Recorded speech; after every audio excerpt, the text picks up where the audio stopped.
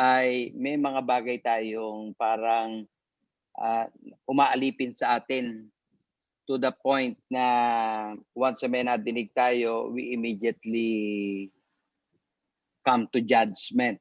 And help me, pagkatapos ko po magturo sa inyo next week, sa susunod na mga linggo, pwede niyo po akong tawagan or my wife. You can ask my wife. But I would like to bring you the truth. Nakatulong po ito ng malaki sa akin kung paano po ako talaga gumaling. Nakatulong po ito sa akin ng malaki paano ko hinaharap si Satan. Dahil alam naman po ninyo, ministry po namin mag-asawa ay deliverance, helping people. At katulad po ngayon, kung meron po ako pinagpapasalamat, dahil kasi meron po akong lately, siguro po babae, ang sakit po niya bipolar. At to God be the glory, wala na po yung bipolar niya as he testifies. Another woman na dinil ko po siguro last year, batang babae, she tried to commit suicide many times. At humingi po ng tulong sa akin yung mother. At salamat na lang din po kay Lord sa pamagitan po ng mga bagay na itinuro niya. Ang ginawa ko ho ay confronted that lady. And to God be the glory again. Wala na po yung kanyang ano. In which ito ay mabe-verify po ng mga doktor. At naniniwala po akong kaya nga po ang unang-unang nakita ko ay pag napalitan pala takbo talaga ng isip ng tao. That's the battleground. Yung isip. Pag napalitan yung takbo ng isip na i-correct po natin, then malaking tulong po ang magagawa po natin for the kingdom of God. Kaya ko lang po ito sineshare sa inyo para papasimulan ko po ito next week. At kung ulitin ko po, kung meron po kayong tanong, please feel free to ask. Feel free to comment. At kung kayo po ay medyo parang may question, tawagan po ninyo ako. Ang number po namin dito, landline. May number din po ako sa cellphone. At feel free to call. Wala pong bayad yun. I-entertaining ko po yung mga tanong po ninyo and I will try to explain. Total, ang alam ko po, tinawag po ako ng Lord to be a teacher. Then, pag-usapan po natin. We'll be sharing with you all the biblical pointers. At I hope, I pray, in our ministry, makatulong po tayo ng matindi sa mga nangangailangan.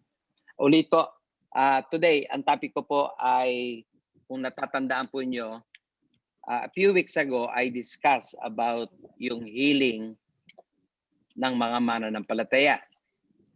At binanggit ko po sa atin noon na lahat po ng ating problema, kunyari lalo na po yung karamdaman, at kung maiintindihan po ninyo kung paano po tayo pinagaling ni Lord at mananampalataya, gagamitin ko po yung word.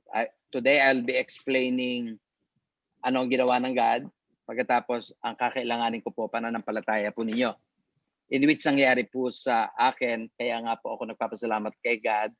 Total doon po niya ako dinil at ako ay biniles niya in that area. Kaya po ako ay magtuturo po sa inyo as far as I know na tinuro ng God.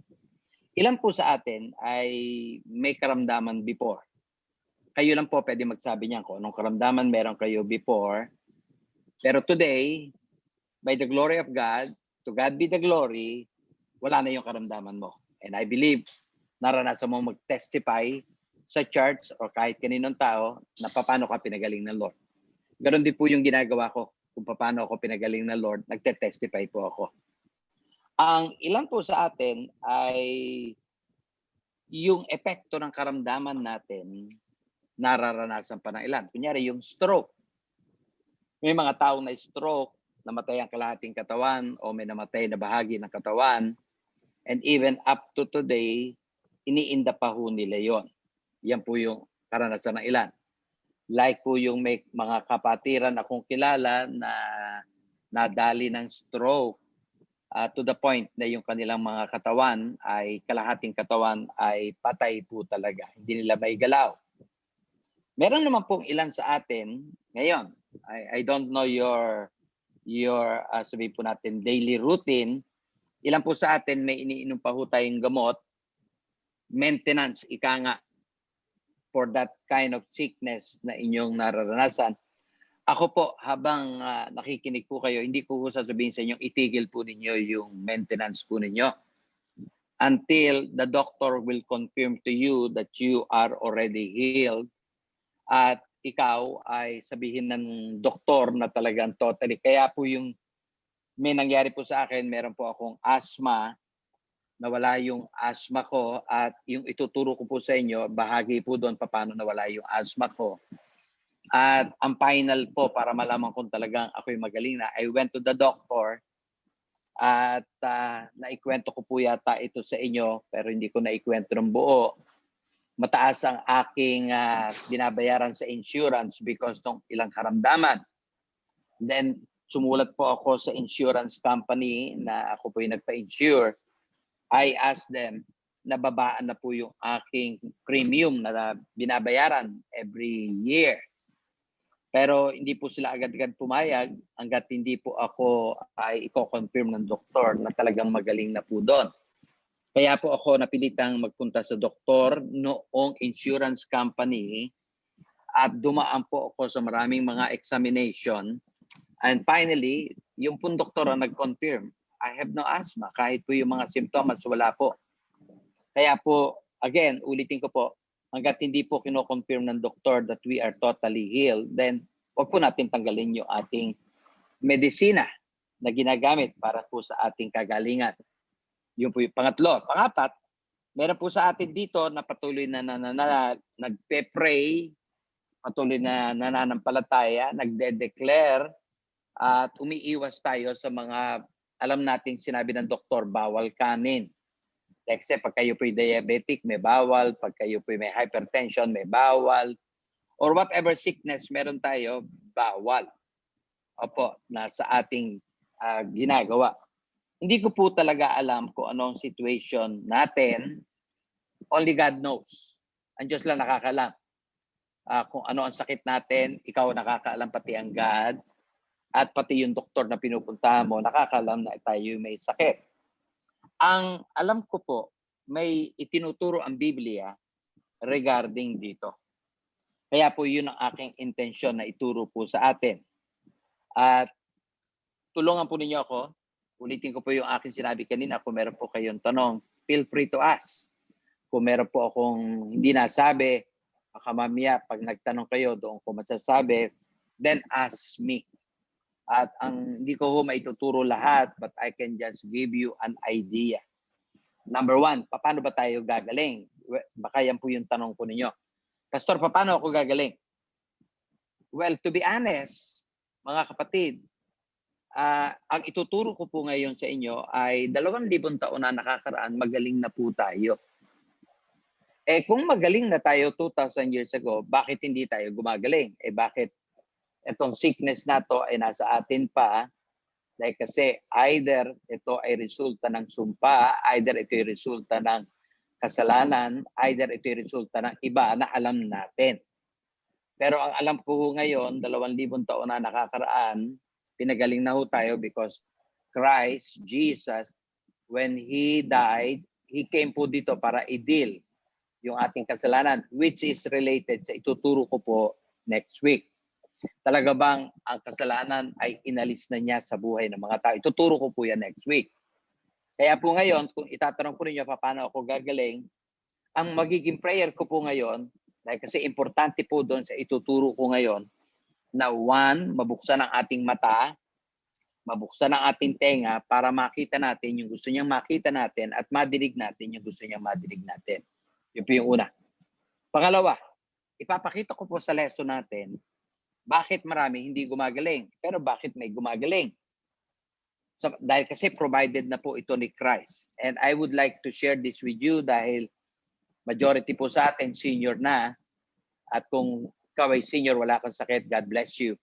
Pero kung senior, marami na ho tayong ine-expect na kung bagasano, may nadinig tayo na pagka ikaw ay senior na, sa sakit na yung buto mo. Dahil kasi tinanggap mo nga dahil senior ka na. Yan po yung ilang mga bagay na dapat nating i-correct sa ating mind.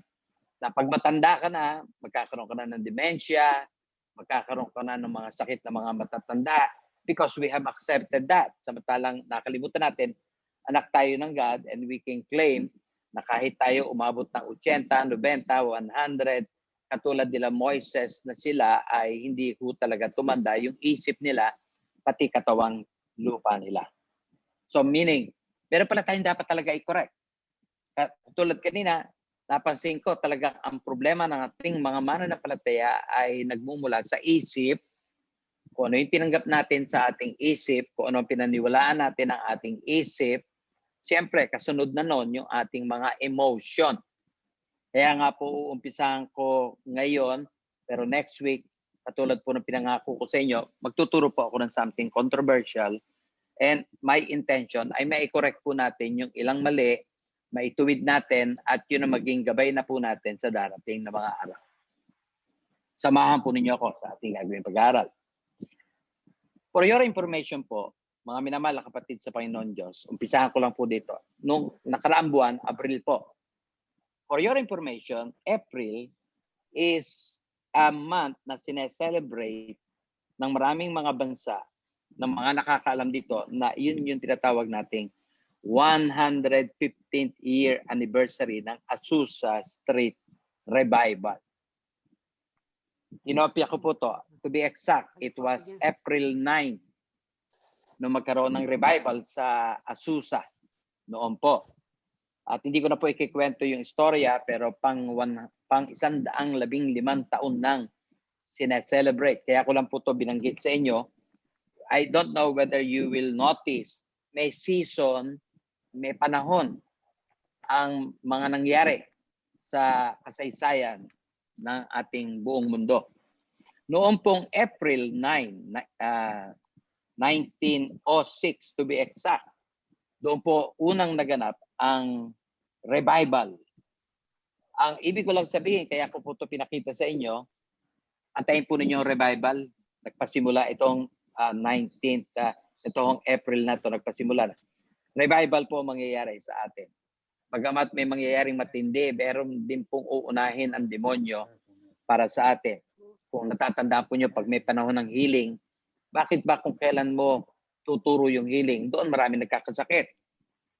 Kung kailan tinuturo yung tinatawag nating signs and wonders, maraming mga sigalot, maraming mga problema. And I've discovered that all over this year, sa mga taon nagdaan. Basta may tinuro ho, kaya po ako ang tingin ko ho, positive. Pag may nakita ho ako talagang gulo, nakikita ko kagad ang kaayusan. Pag may nakita ho akong sakit, na maraming nagkakasakit, meaning may gagawing healing ang Panginoon.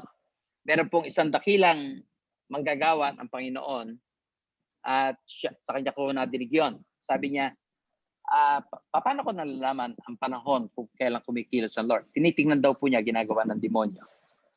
Pag nakita niyang maraming pinapatay ang demonyo, ibig sabihin maraming bubuhayin ng Lord. Kung maraming nagkakaroon ng sakit, maraming pagagalingin ang Lord. So meaning, pag may nangyayari, kunyari katulad po ngayon, meron tayong pandemya, I really believe many signs and wonders ang mangyayari sa panahon po natin. And so please, join me. Kasi gusto kong ituro sa inyo ang Word of God.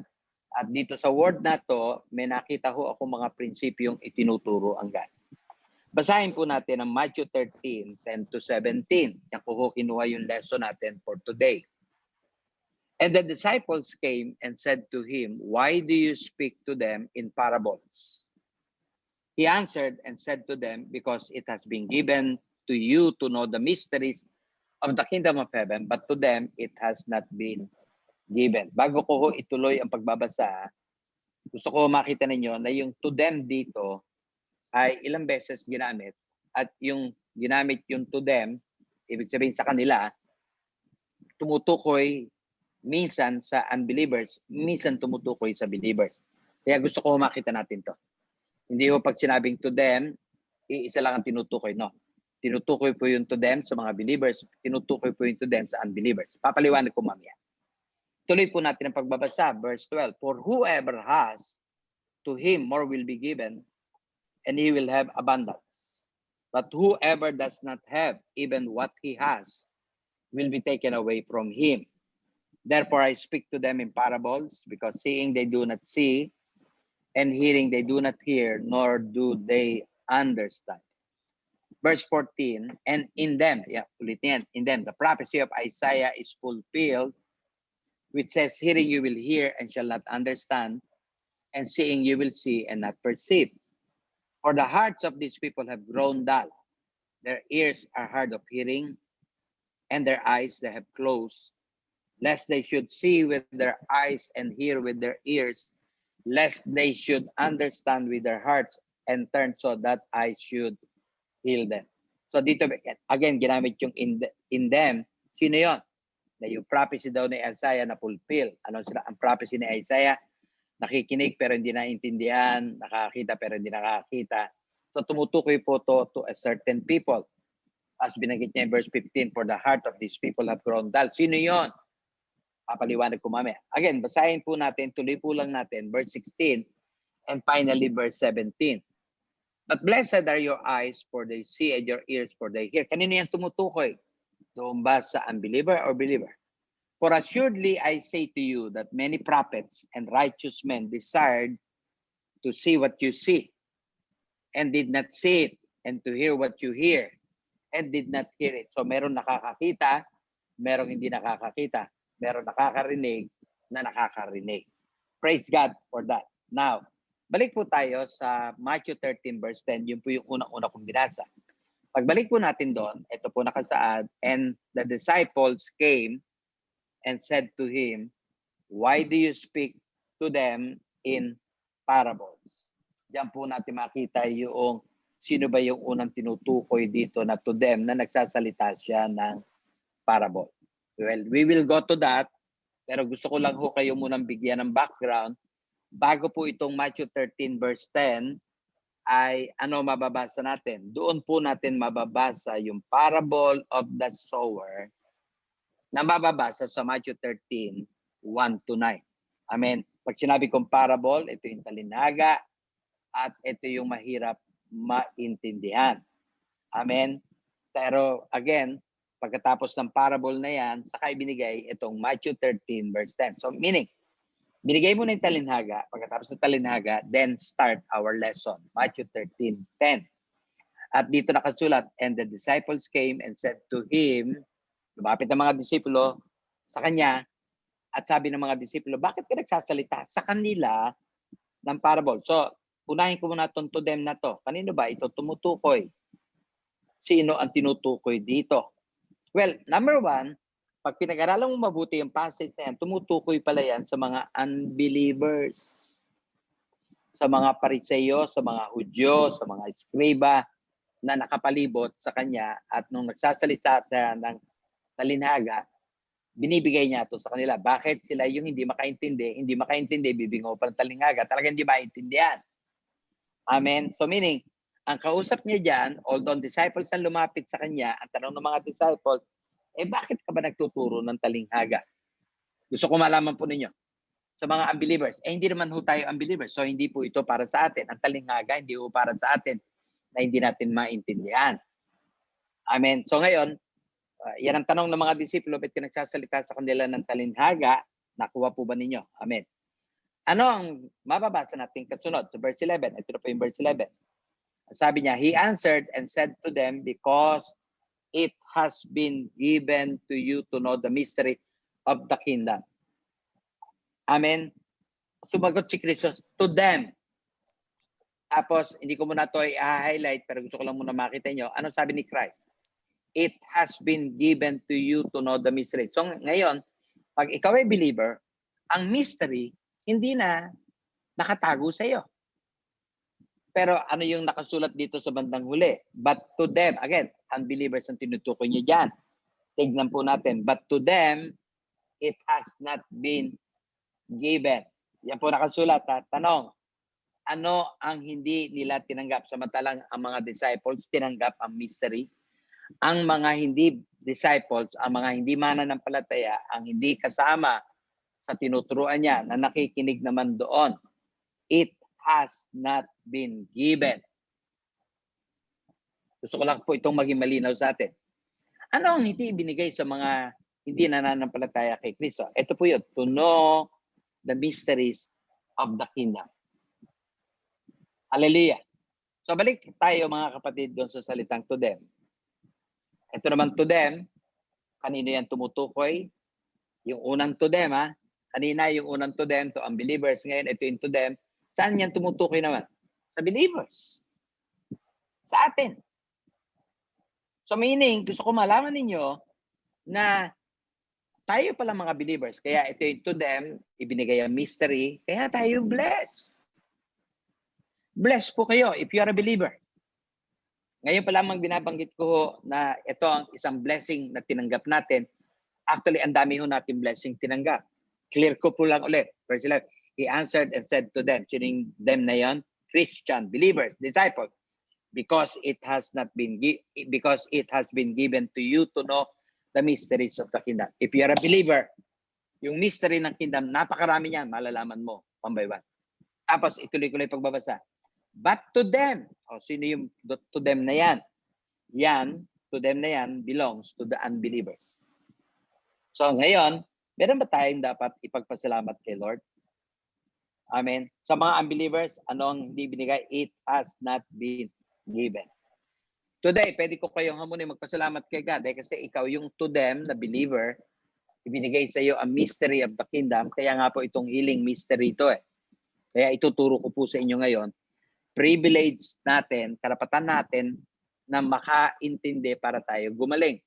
At ulitin ko, yung title ko kanina ay 2,000 taon na nakakaraan, pinagaling na tayo. At ang kailangan natin, mabuksan ang mata. Kung prayer po ninyo, huwag kayo mag-alala. Pangako nyo, i-claim mo na lang pala. Kaya nga po, ito yung tinuturo ko sa atin today. At matagal na panahon po ako talaga na, sabi ko nga po sa inyo, I thought at the age of 30, mamamatay ako.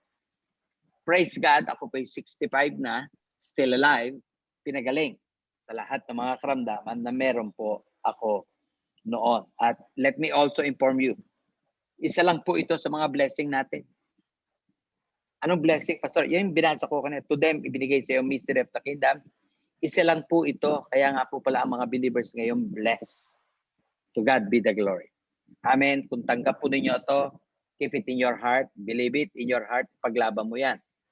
Kaya nga mamaya pupunta tayo doon sa mga problema ng ilan, bakit hindi gumagaling. Ito po yung to them na mga unbeliever, hindi gumagaling. Bakit sila hindi gumagaling? May mata sila pero hindi nakakita. Pero bakit tayo? Tayo yung to them na ibinigay yung mystery ng kingdom. At ano ang ginagawa ng Lord? Pinapaalam sa atin. God bless us all, mga kapatid. Kaya ito po yung aking gusto ituro sa atin ngayon. Now, pagkatapos po ng verse 11, punta tayo sa verse 12, tuloy po natin ang pag-aaral. Ang sabi ko dyan, for whoever has, to him more will be given, and he will have abundance. But whoever does not have, even what he has, will be taken away from him. Dito po binabanggit ang prinsipyo ng Diyos. Number 1, whoever has, to him more will be given. It's referring to the spiritual things. Hindi ko ito tumutukoy sa pera, mga gamit sa bahay. Secondary na lang po yun eh. Tumutukoy po ito una doon sa kaharian ng Diyos. Ito ang sabi ng Lord, whoever has, to him more will be given. Actually, hindi ho dyan natapos. May binanggit ba? And he will have abundance. Yung spiritual na tinanggap mo kay Lord, dadami pa yan. At yan ang prinsipyo ng Diyos. So sa atin na bukas ang isip, bukas ang puso, hindi ho tayo nag-judge, but tayo ay ready to receive whatever He has, madadagdagan pa ho yan tinanggap ninyo kay Lord. Ngayon ang pinag-uusapan po natin, itong mystery of the kingdom, dadami pa ho yan. Kasi prinsipyo ho ng Diyos ito. Yung natanggap mo, dadami pa. Ang baliktad naman dito sa mga wala na, at whoever does not have, referring to unbelievers. And referring maybe even sa mga Christian na hindi bukas ang mata at bukas ang tenga. Ano sabi? Even what he has will be taken away from him. Amen? So, anong gagawin po natin? Bantayan po natin. Yung bang ating tinanggap kay Lord ng mga revelation, dumadami at naiintindihan natin lumalawak. Kaya nga po, pangako ko sa inyo, next week, magtuturo po ako ng mga revelation na ibinigay ng Lord sa amin At kung matatanggap po nyo to, God bless you. Kung di nyo matatanggap, iiwan po natin yung for a while. Amen. Basta ang alam ko, basta ang Lord nagbigay ng revelation, madadagdagan at magiging malawak ang pang-unawa po natin sa mga revelation na binibigay ng Diyos. Tandaan po ninyo, ano prinsipyo ng Diyos? Sa meron, dadami pa. Sa wala, mawawalan pa. Take note of that. That's a good principle. God is teaching. Yan ang bantayan mo ngayon, yung life. Nadadagdagan ba ang iyong kaalaman at meron kang dapat maintindihan? Alinsunod sa tinuturo ng God. Dahil kasi, again, gusto ko lang ko kayong bigyan ng idea. Nung araw, Old Covenant, ngayon, New Covenant. So meaning, may tinuturo ng Old Covenant, applicable noong panahon, pero ngayong New Covenant, applicable today. Tuturo ko po yan sa mga darating na linggo.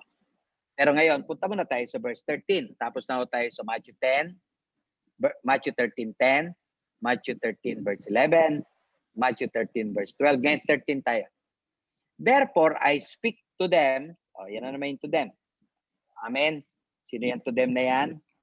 Unbelievers po yan. Ulitin ko. Yan sabi niya. Therefore, I speak to them in parables. Paano sila nagsasalita sa kanila? Parables. Talinghaga. Yung mahirap unawain. Para sa mga unbelievers pala yan. At bakit siya nagsasalita ng parable sa kanila? Dito makikita natin. Because seeing, they do not see. Let me explain for a while. Itong bakit na binanggit ito. Again, ako usap dito, unbelievers. Paano siya nagtuturo sa kanila? Parables, mahirap intindihin. At bakit? Yung nga because seeing, they do not see. Nakabukas sa mata pero hindi nakakita. Ito yung pag tumitingin, tagus-tagusan. Naranasan na po ba ninyo yun? Minsan may kausap ka pero hindi mo naman naiintindihan sinasabi niya dahil tagus-tagusan ang tingin mo. Bigyan ko kayo ng halimbawa para maging malinaw sa atin. Ang pinag-uusapan po natin dito ay healing.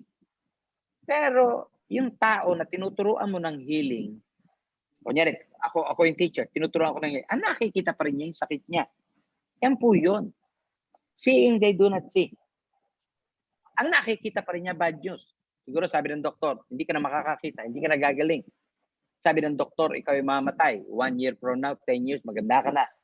So meaning, bagamat nagbabasa ng Bible, nakikinig sa mensahe, at may sinasabi ang Lord, hindi niya nakikita yung sinasabi ng Lord, ang nakikita niya yung sinabi na nag-create ng bad news sa kanya. Ito yung taong nakakita pero hindi nakakakita.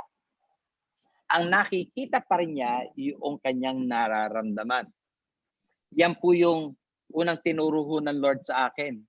Ang dami ko nararamdaman, masakit po aking katawan. Hindi ko inintindi. And I thank God for teaching me sa bagay na yon. Hindi ko inintindi yung nararamdaman ko. Yung nararamdaman ko talaga grabe. Pero saan ako nakatingin sa salita ng Diyos. Pag natutunan ng believer yan, natutunan natin yan, prepare for your healing.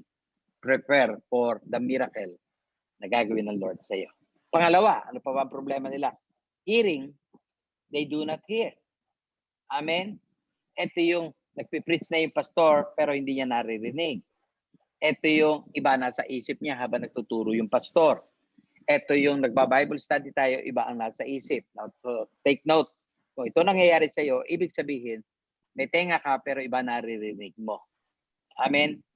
At madalas, kunyari, nagtuturo, dapat sana all eyes ka doon sa tinuturo. Pero kasi, una, kaya pala hindi ka all eyes dahil kasi nga una hindi ka pa spiritual, you're a worldly person. Pag pinag-usapan ng worldly, full all eyes, all ears ka. Yun ang problema. Pero kung right now, Bible study tayo, naka all eyes ka dito, tuturo ako, o inyong pastor pag umating kayo pag Sunday, nagpi-preach, all eyes ka doon. God bless you. Dahil kasi ito yung binabanggit ngayon ng parable of the sower, kaya pinapaliwanag ko lang sa atin.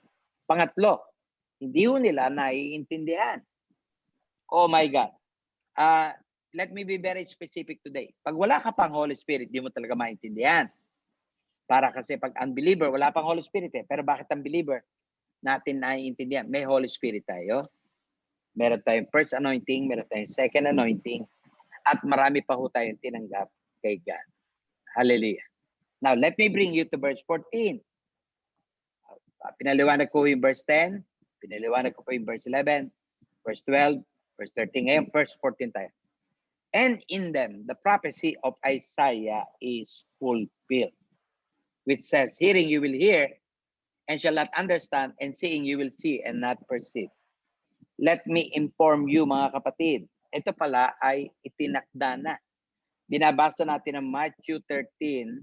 Matagal ng panahon po yan. Pero yan palang binanggit sa Matthew 13. Matagal nang binanggit. Itinakda na. Noon pa pala. Mababasa to sa Isaiah. Nakasulat po sa Isaiah yan. Yung nangyari noon, nangyari noong panahon ni Christ noon, nangyari sa panahon ni Isaiah noon, talaga palang nangyayari. At nangyayari po ito sa panahon natin ngayon. Kaya pala ngayon mo pwedeng masabi, bakit may mga believers gumagaling? At bakit may mga believers hindi gumagaling? Amen? At bakit po ito nangyayari? Well, again, depende po ito sa believer.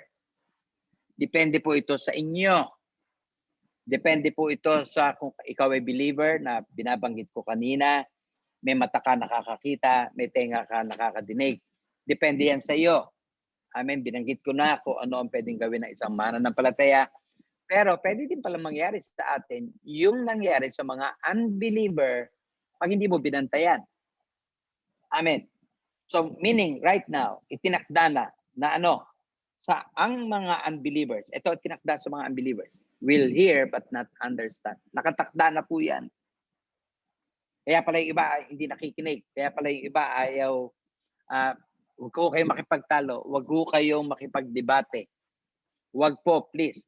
If you can see, sense na nakikinig yung tao, tuloy mo. Pero pagka nakita mong hindi, ikaw ay dinidebate. Dahil kasi magagalit ka lang, maiinis ka lang, huwag po ninyo ituloy. Because it is already told by a prophet. Binanggit nga po yung Isaiah. Amen. The prophecy of Isaiah. Anong prophecy ni Isaiah? Makakadinig, pero hindi makakadinig, hindi makakaunawa. Pero sa mga believers, kaya ito ang bantayan po natin. Bantayan mo ang believers na kausap mo. Ang believers will hear, understand, see, and perceive. I praise God for that. Kaya nga po ako, pag may kausap at napansin ko na hindi naman talaga nakikinig, titigil na rin po ako. Pero pagka yung kausap ko, interesado, nakakaunawa, at kailangan nga po ako naman binigyan ng Lord ng gift, magpaliwanag, ipapaliwanag ko po talaga, unti-unti, until maintindihan.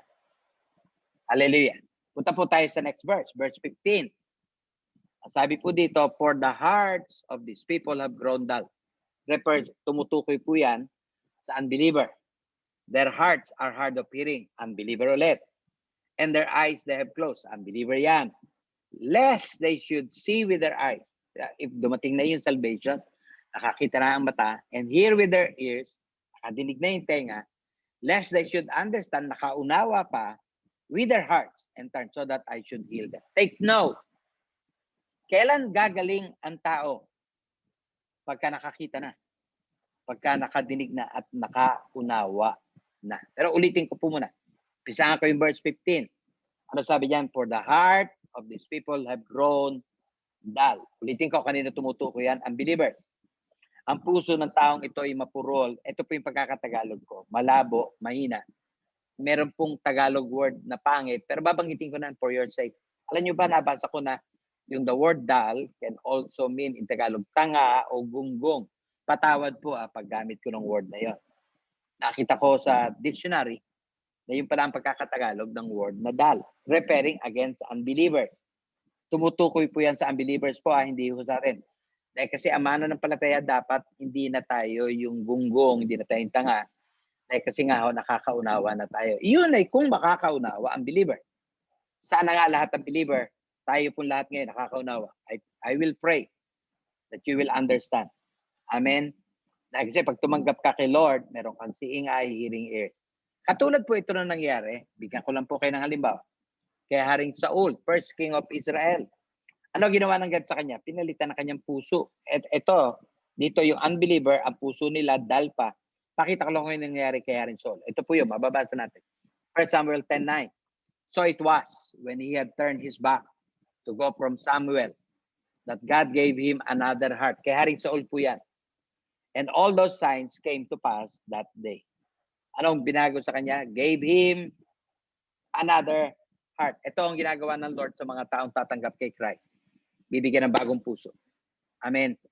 May natatandaan po ako noon, may taong lumapit sa akin, Pastor, please pray na mabago ng Lord ang puso ko. Christian na siya. Sabi ko, hindi. May bago ka ng puso. Hindi yan ang prayer. Pray mo na lang na maituwid, mai-correct, malaman mo kung ano dapat paggawin. Ito po yung prophecy na binigay ni Ezekiel in 36:26-27 na gagawin ni Lord sa panahon po natin. Yung naranasan po ni Saul, praise God, wala pa siya sa New Covenant, pero naranasan niya, binigyan na siya ng bagong puso. But today, ito po yung tiyak na tiyak sa lahat ng tatanggap kay Christ. I will give you a new heart and put a new spirit within you. I will take the heart of stone up out of your flesh and give you a heart of flesh. I will put my spirit within you and cause you to walk in my statutes, and you will keep my judgment and do them. Hallelujah! Ano gagawin ni God? Bigyan tayo ng bagong puso at bagong espiritu. Sa Romans 10, may ganito din pong tema. Gusto ko makita lang po natin para malaman nyo na hindi na tumutukoy sa atin yung pusong dal because tayo under the new covenant, meron na ho tayo ng bagong puso. Sabi niya, but what does it say? The word is near you, in your mouth and in your heart. So sa heart nagpapasimula. Ano yon? That is the word of faith which we preach. Kaya hawakan nyo inyong heart. Meron kang heart na binago na ni God. At yung heart na yan, inaantay na lang yan yung word na tatanggapin para sabihin ng bibig mo. Yan yung tinatawag na word of faith. Amen. That if you confess with your mouth the Lord Jesus and believe in your heart that God has raised Him from the dead, you will be saved. Paano tayo na saved? Sa puso po natin, binanggit ng bibig natin yung laman ng puso natin. We invited Jesus into our heart. We were saved. Tuloy po natin, verse 10.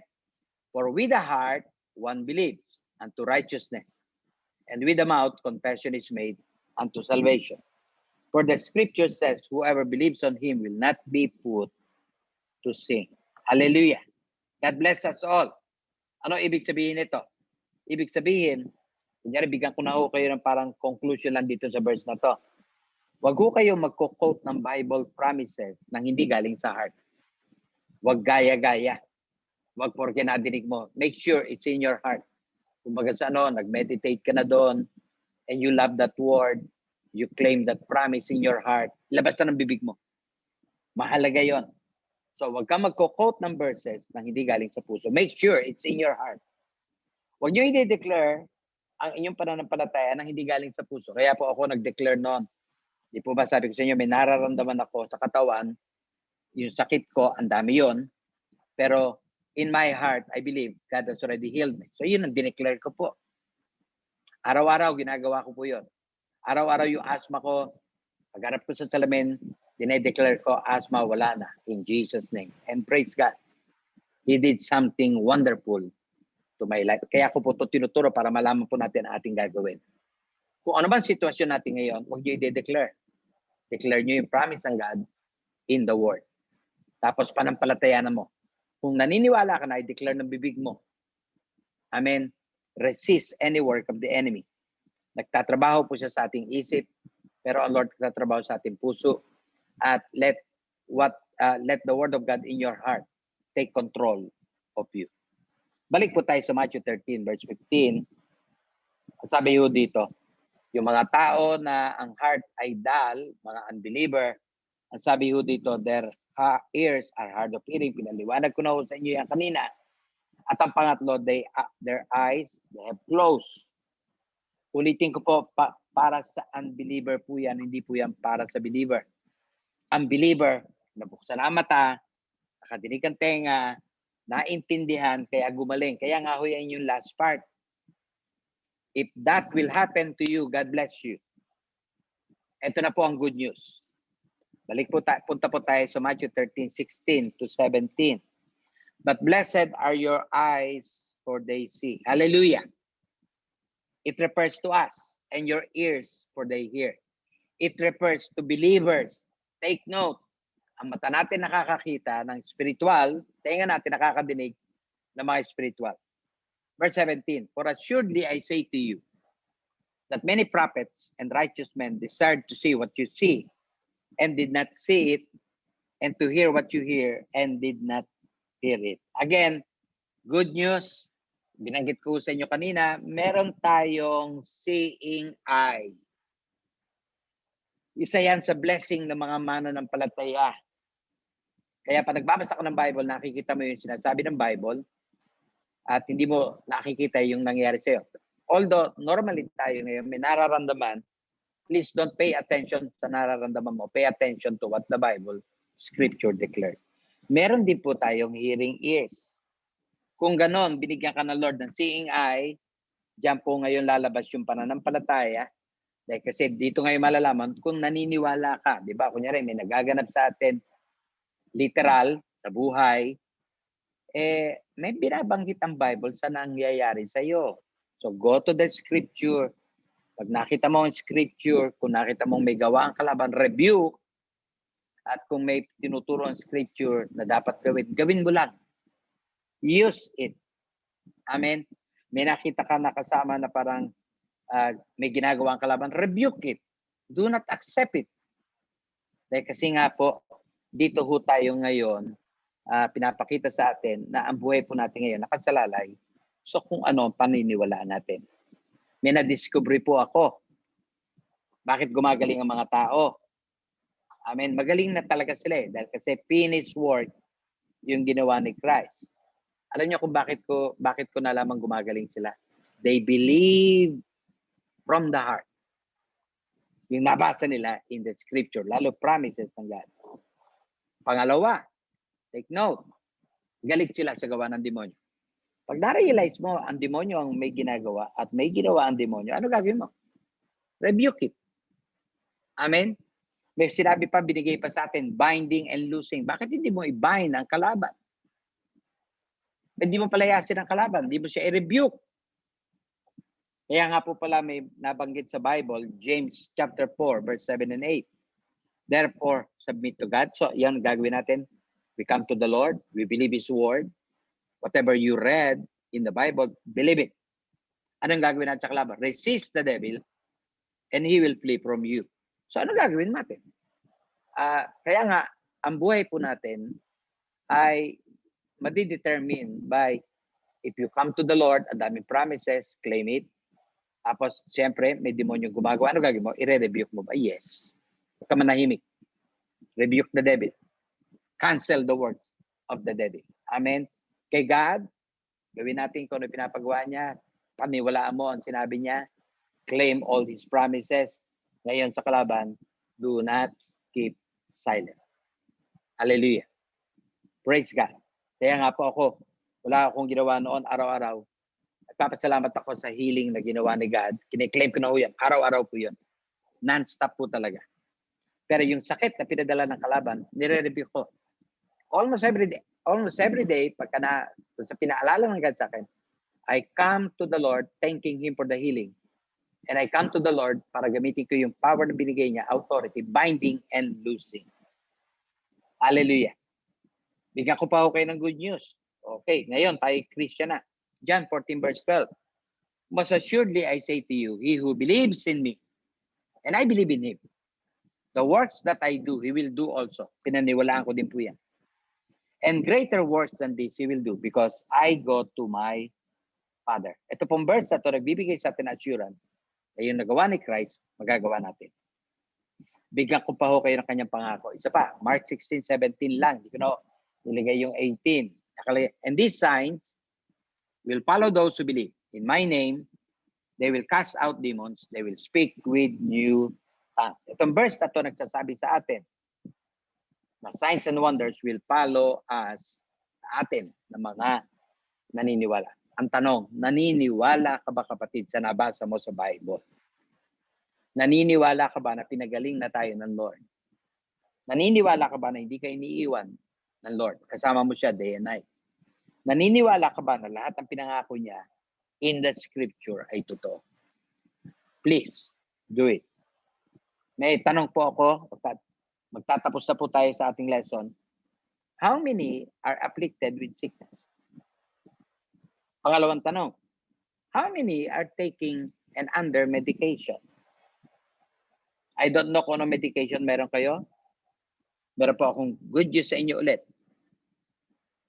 Yung kung ang karamdaman na nasa inyo ay pinaniniwalaan nyo hindi padala ng Lord sa inyo at padala ito ng kalaban, then start rebuking it.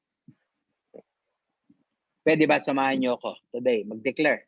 If you believe this, health is mine, and by His stripe, we are healed. Let me read one last scripture para sa atin, taken from Exodus. Hindi po pala ito last. Sabi ho dito, so you shall serve the Lord your God, and He will bless your bread and your water. And I will take sickness away from the midst of you. Pinangako po niya ito noon. Sabi nga sa atin, may better covenant tayo ngayon. Verse 26, no one shall suffer miscarriage or be barren in your land, and I will fulfill the number of your days. So, nakalagay dito, so you shall serve the Lord your God. Paano ba tayo maglilingkod? Well, God has many ways para paglingkuran natin siya. Magdala ka ng kaluluwa sa Kanya. Magdala ka ng unbeliever para ma-witnessan and many more. Ang sabi ni Lord dito, He will bless your bread and your water. Pangalawa, patungkol po sa sakit na dumarating sa atin, I will take sickness away from the midst of you. He promises that. Tapos, meron pa kasunod, no one shall suffer miscarriage or be barren. Kung kayo ay barren, di nanganganak, you can come to the Lord, putulin mo yung sumpa. Walang miscarriage, lahat ng sumpa. Kung hindi mo pa alam kung ano ang mga sumpa, basahin mo Deuteronomy 28, putulin. At ang maganda po dito, kaulilan, I will fulfill the number of your days. Amen. Aalisin niya lahat ng yan, pangako niya yan, gagawin niya ang mga yan. Now, hindi pa ho pala tayo tapos sa pagbabasa sa verse na to. Makinig po kayo mabuti lang. May termino ang Bible tungkol sa sakit. At katulad binanggit ko sa inyo kanina, magtatapos na po ako. Malapit na po ako magtapos. Sa Luke 13:11-16 ay binanggit yung daughter of Abraham. Basahin ko lang po. And behold, there was a woman who had the spirit of infirmity, ilang taon, 18 years, and was bent over. Yun ang sakit niya, nakabaluktot, and could in no ways raise herself up. Verse 16, di raw natin tinuloy yung verse 16 nila. So ought not this woman, being a daughter of Abraham, yun ang kanyang tawag sa kanya, daughter of Abraham, whom Satan has bound. Take note. Sino may gawa? Satan. Think of it. For 18 years, he be loose from this bond on the Sabbath. Ano tawag po ni Jesus sa sakit ng babae? Band-aid. Amen. Punta tayo sa Acts 10:38. How God anointed Jesus of Nazareth with the Holy Spirit and with power, who went about doing good and healing all who were oppressed by the devil, for God was with him. Ang tawag po dito ay oppression. Tungkol po ito sa sakit. Pag may sakit ka, oppression ang tawag yan. Doon sa babae, daughter of Abraham, ang tawag band-aid. So lumalabas ngayon, sickness is band-aid. Lumalabas, ayon sa passage sa binasa ko, sickness is oppression. Do you want it? Definitely, I believe hindi mo alam. So right now, why don't you say, I don't want it? Dahil galing yan kay Satan, di yan galing kay God. Kung ang tawag ng Bible dito, band-aid, ang tawag ng Bible dito, oppression, ngayon, ano gagawin mo? Binigyan ka ng power ng God, authority ng God, so do something about it. Maiiyak na lang ba tayo? No. You use what God has given you. Amen? So meron pa tayong tanong, and this will be the last. Why are we sick? For your information, kaya pala tayo may sakit, kung sasabihin ninyo kasalanan, ihingi mo na tawad. Kung ito ay sumpa, i-break mo. Pero merong isang talata sa Banal na Kasulatan nagsasabi why we are sick. Found in Isaiah 55 verse 3. Because of the voice of the enemy. Take note, voice of the enemy. Because of the oppression of the wicked. For they bring down trouble upon me, and in wrath they hate me. This is a good verse para malaman mo ba't kami sakit. Amen? Ang demonyo nag-i-speak ng sickness. Take note. Ano gagawin mo? You speak back. Tapos i-confess mo, Jesus is my healer. Amen? Huwag mo tanggapin. Kasi nagsasalita sila, Ginagamit nila media, ginagamit nila ang Facebook, ginagamit nila ang maraming bagay para mapaniwala ka. Kunyari katulad natin mga matatanda na, pinaniwalaan kasi natin pag tumatanda na, tayo ay manghihina na. Please don't believe that. Believe the word of God. Amen? Huwag mong paniwalaan na pagka matanda ka na, magkakademensya ka. Well, actually, meron ka pang pwedeng gawin. I-rebuke ito. Huwag mo itong tanggapin. And please, believe God, believe His word. Amen? Makakatulong ito sa atin. Total, lahat po tayo senior citizen na, at kaya ako nga po ito binabanggit para malaman natin, may binabanggit ang Bible, kahit tayo senior citizen, God will continue to use us. Mga kapatid, let me summarize, ito pong ating lesson. And kung meron po kayong tanong, mag-ready po kayo. Number 1, anong summary natin lesson? Our eyes can see, our ears can hear. God bless your eyes. God bless your ears. Bilang believer, you have it. At kung di mo ito nararanasan, claim it mula sa araw na to. Your eyes can see what God wants you to see. Your ears can hear what God wants you to hear. Number 2, there's no reason for me not to receive my healing. Wala akong rason para hindi matanggap ang healing mo. Kung may kasalanan ka, hingi mo ng tawad. Kung may sumpa ka, i-cancel mo. At kung may minana mo to sa lahi ninyo, no, nakakancel nga ang mga sumpa eh. Galing ito sa lahi nyo, nakakancel ang sumpa. So ikaw, gamitin mo yung bibig mo, gamitin mo yung salita ng Diyos para i-cancel. Number 3, every Sunday, I will receive my miracle. Because mag-expect ka at maniniwala ka. Yun po ang ating gagawin. Let's continue to believe miracle upon miracle na mararanasan natin every Sunday. Praise God. Pangapat, I can do what Jesus has done. Binanggit niya sa John 14:12. Yung nagawa niya, magagawa mo, at higit pa sa nagawa niya, magagawa mo. Believe it. Number 5, second to the last, signs and wonders will follow my life because I believe. Lord, I believe in you. I believe your promises. And I expect signs and wonders to happen in my life. Kyle Lilian, can you claim this? Health is mine. Kalusugan ng katawan. Amen. Kahit ano ginagawa ng kalaban sa atin, continue to declare, you'll be healthy. God bless us all, mga kapatid. Tayo po ay pumikit, tayo po ay manalangin. Let's come to the Lord in prayer. Hallelujah. Dear Heavenly Father, nagpapasalamat kami for this time, for this opportunity na binigay mo sa amin. Naniniwala po kami, Lord, na ang Matthew 13 was designed para maintindihan namin kung paano kami gagaling at paano ang iba hindi gumagaling. Salamat, Lord, because yung to them na tinutukoy mo para sa believers, ngayon namin nalaman, nakakakita na pala aming mata, nakakadinig ang aming tenga, nakakaunawa kami. Kung meron mang misteryo tinuturo ang Bible, it's our privilege to understand yung mystery niya. At ngayon namin, Lord, naintindihan bakit iba hindi gumagaling. Pagkamat siguro, Lord, believer na yung ilan na dapat, Lord, naintindihan nila. Hindi nila naintindihan. I pray, Lord, for every unbeliever na bigyan mo kami ng opportunity to share with them the gospel at bigyan mo din kami ng opportunity sa mga believer na ngayon nagsasuffer sa karamdaman, nagsasuffer sa maraming bagay. Maituro namin ang truth mo sa kanila na mabago takbo ng isip nila. At mula sa araw na to, they start believing na pag believer sila, they are blessed. Kung may sakit sila, they're entitled for healing. Pagka meron sila, Father God, na hinaharap ng mga problema, agad-agad, Lord, bubuksan mo mata namin para maintindihan namin paano namin i-deal. Lord, thank you for this wonderful day. We thank you, we honor you, and we give you praise. In Jesus' name we pray. Amen. Amen. Magandang umaga po sa ating lahat. Amen. Thank you po, Pastor.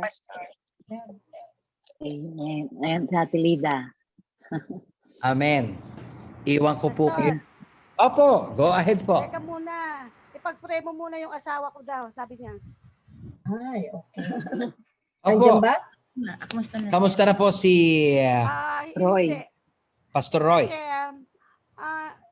ang tagal gumaling nung kanyang dibdib eh. yung kanyang May sugat? infection. Hanggang ngayon, meron Di pang ba, isang hindi, spot. di ba Ah. mataas ang sugar? Si Lida nagsabi. Ate Lida, may sasabihin lang ako. Sa matagal gumaling yung sugat sa dibdib. Pag-ibig lang yan, Ate Blanca.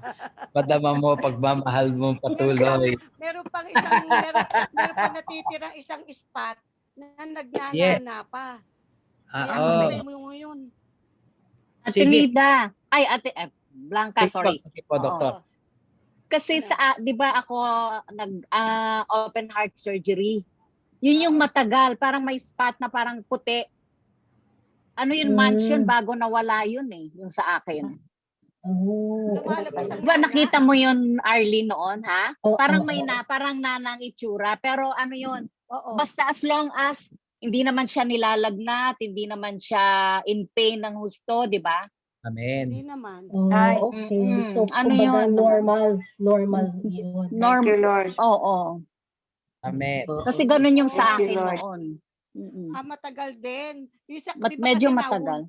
Kasi di ba nagka-infection siya. Tapos ni wound vac. So sa wound vac, nagdikit na ulit yon. Kaya lang Okay. ngayon may natirang isang spot na nagnanana pa kung na ganun nga, sabi mo nga, may lumalabas pa. Na puti. May lumalabas ba? Oo. Ate Blanca, Oo. kung hindi lang mahirap kausap yung mister mo at nagkakaintindihan kami, tatawagan ko sana. Kaya lang, alam ko, Gusto mo kausapin ngayon or ano? wag ngayon, Ate Blanca, talagang kailangan ko ng interpreter. Hindi. Parang Pwede naman dumating. pwede naman bagalan niya yung kanyang pagsalita eh. Ate Blanca, can I Bukas, talk to him? tatawagan kita. Tomorrow. Ngayon kasi, pagkatapos nito, may Bible study ako sa Makati. Pupunta ako ng Makati.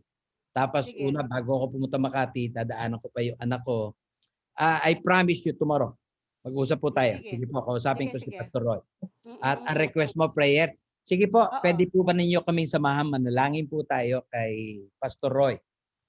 Dear Heavenly Father, nadinig mo po yung request ni Ate Blanca patungkol kay Pastor Roy. Kami po lahat ngayon, unitedly, sama-sama Lord kami ngayon, nagpe-pray for Pastor Healing, oh Roy. God. Yes, Lord. We believe, Lord, nothing is impossible sa amin na naniniwala. You promise us, Lord, your word. Ang nire-request ni Ate Blanca ay yung healing dito po sa kanyang dibdib na sugat. Lord, we believe you can do it immediately, right now. Amen. We ask for your power to be released, power for healing anointing to be released. Yes, Lord. Father Yes, God, Lord. imposible na mangyari, you can make it possible immediately. Amen. Yes. Lord, stretch namin ang aming kamay towards kay Pastor Roy. Yes, oh God. Lalagay po namin, Lord, ngayon yung aming kamay sa kanyang dibdib by faith. By faith, We believe, Lord, in immediate Jesus' name. healing will happen sa kanyang life. At kung ano Amen. pa, Father God, ang problema pa, you will deal with it. You will open the eyes ni Pastor Roy, pati Lord, open mo ang ears niya. Bibigyan mo siya ng understanding. Yes, Kapag oh God. kapit kayo bilang believers, entitled kami for your healing. Amen. On healing to come kay Pastor Roy. Yes. I Yes. declare it with my mouth. We believe in Yes. our We heart declare it and in we believe healing. it done right Thank you, now Lord. in Jesus' name. Thank you, God. Amen. Amen. Amen. Amen. Lord, thank you, Lord. Meron pa po ba kayong tanong, mga kapatid? Kung wala po kayong tanong, iwan ko po sa aking napakagandang may bahay. Kanyang paningin. Ellen. Amen. Ellen. Amen. God bless po. Salamat Yes. po sa inyo. Thank you, Pastor Bye-bye Efren. po. Oo, Bye-bye. Blanca. Gaano ba yung katagal? Gumaling. Kasi naoperahan ako ng January. Siguro parang umabot siya ng almost 6 months. Pero walang lumalabas. Yung puti lang siya. Nakita na Arlene noon yun eh. Sabi mo nga Arlene, di ba? Parang, ba't hindi pa nag-heal? Parang yan, nana pa yan. Parang Sabi nana. ni Arlene. Oo. Parang nana siya, pero hindi siya masakit. Oo. Parang siya Oo, nakatagal. matagal. Yung sa kanya ngayon, kasi yung talaga sa kanya infection kasi nagnana talaga nun. So di ba kaya nga sabi ko sa iyo, inayos nila yon kaya nga lumaki yung sugat niya, nilagay siya ng wound vac. Ngayon, yung wound vac na yon after 1 month na mahigit, so nagdidikit, ganun pa talaga, para bang milagro, nagdidikit ulit yung bukang-buka di ba? Tapos nagdidikit ulit, nagdikit na ngayon. Kaya lang, ngayon, merong isang lugar doon na may nana ang lumalabas. Oo. Kaya lang yung Minsan, sa akin walang, pa-check mo ulit Walang kasi nana. wala sa akin, walang nana na lumalabas. Blanks, puti-puti lang. usually kasi Ayan. ang sugat, para madali gumaling, hindi dapat nababasa.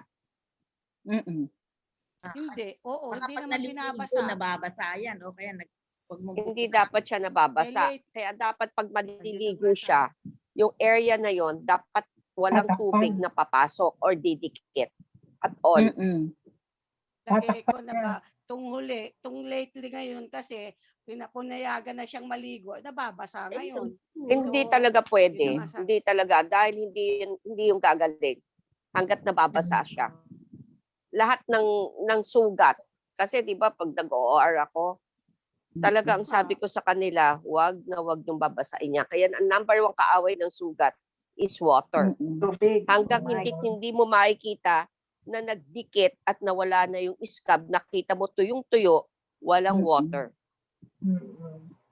Hindi. Share mo na lang, Yung sa Blanc. kanya ngayon, merong spot na talagang isang spot na merong nanang lumalabas at may isang dugo-dugo. Kaya nga, Oh, dapat tanggal, yon, wag mabasa. Pilitin mo wag mabasa. Kung pwede nga, lagyan mo ng alcohol Kung ang alcohol kasi has drying effect. Ang alcohol. Ay, yung has- iodine. Iodine nilalagay Hindi. ko Hindi, kasi lalo siya mananariwa. Ang iodine, lalong sinasariwa niya ang iodine, ang sugat. Kaya never ako gumamit ng iodine sa lahat ng pasyente ko. Oo. Alcohol, ang drying effect. Parang puso din yan Madaling matuyo ang sugat pag may alcohol. Masakit lang humahapde. Kaya pala pagka nag-alcohol Ganun tayo, pala dry yun. yung kamay natin, ano? Oo. Yes. Nakaka-dry oo. kasi. Hindi pwedeng iodine. Naku, Yung sa akin, ay, doktora, ginamit ang instruction sa akin noon, hydrogen peroxide every after, yung taking a bath. Kasi ang bilis na nag-ano sa akin ang bilis naman na nagdikit. So, yung scab na lang yung siguro in 2 weeks scab na lang. Yun nga lang ang natira, yung puti na yon, pero walang lumalabas na fluid. Oo. Baka Yun, kailangan yun nyo yung ng sa akin. antibiotics. Usually, Oo. mga clindamycin, mahusay yan magpatanggal ng mga nana At saka yung drying effect ng clindamycin is mabilis. Tanong mo sa clindamycin. doctor mo kung pwede Sa siya. doktor.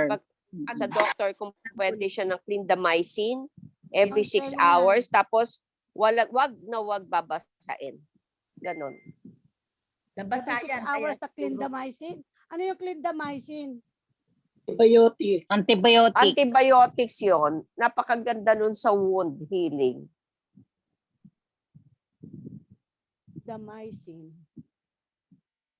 Pero I'm sure alam na yan ng mga C-L-I-N? doktor. Clinda. C-L-I-N-D. Clinda. C-L-I-N-D-A-M-Y-C-I-N. NYC. Oo, C-I-N. Okay. Tapos, talaga walang babasa. Hindi siya pwede mabasa talaga. Hindi. okay po, magandang Nako. tanghali po sa Sa inyo. ulo niyan. Sige. Mag-uusap po pala Opo. kayo. Okay po, iwan ko na ho kayo. Bless you all with strength. Opo, alis na rin po ako. May clinic na ako. Thank Good you night po, po. Ate Cora, Okay. Pastor. Thank you po. Everyone. Thank you, Sister Cora. So, naka-record naman to, no? Nawala kasi ako. Hindi ko na dinig. Hingi ka ng